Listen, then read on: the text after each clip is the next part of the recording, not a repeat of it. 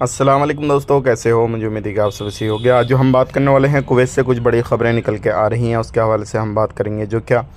बात करेंगे वीज़ा के हवाले से गिरफ़्तारी चेकिंग। सबसे पहली ख़बर की तरफ बढ़ते हैं। जो बड़ी ख़बर आ रही है निकल गई यहाँ पर डोमेस्टिक लेबर के हवाले से। अगर आप एक डोमेस्टिक लेबर हैं तो सावधान हो जाएं, सतर्क हो जाएं, क्योंकि अगर आपने किसी भी फ़र्ज़ी बाड़े से कहीं से भी वीज़ा लिया होगा तो अभी जो है चेकिंग चल रहा है, और ऐसे ऑफिस, ऐसे लोग जो भी बिना लाइसेंस के काम कर रहे हैं उनको गिरफ़्तार किया जा रहा है, और उनके साथ जो भी लोग काम काज करते हैं उनके ऊपर भी कड़ी कार्रवाई की जा रही है। तो सावधान रहें, सतर्क रहें। अगर आपने इस तरीके से कहीं से भी कोई भी वीज़ा लिया होगा तो फिर आपको परेशानी ज़रूर आएगी, और हो सकता है फिर आपको कुवैत से डिपोर्ट भी कर दिया जाए।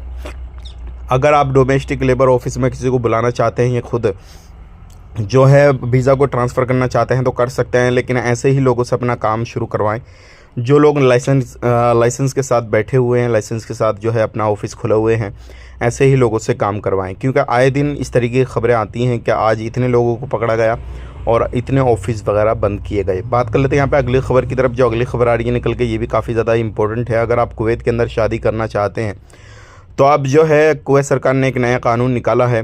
अगर आप शादी करेंगे तो आपका जो है एक चेकअप होगा, मेडिकल चेकअप, और उसके बाद ही आप शादी कर पाएंगे। अगर आपका किसी से अफेयर वगैरह चल रहा है, शादी करने की सोच रहे हैं, तो बिना मेडिकल टेस्ट के आप शादी नहीं कर पाएंगे। ये भी एक कानून कुवैत के अंदर पास किया गया है। बात कर लेते हैं यहाँ पे अगली खबर की तरफ। जो अगली खबर आ रही है निकल के, वो भी काफ़ी ज़्यादा इंपॉर्टेंट है।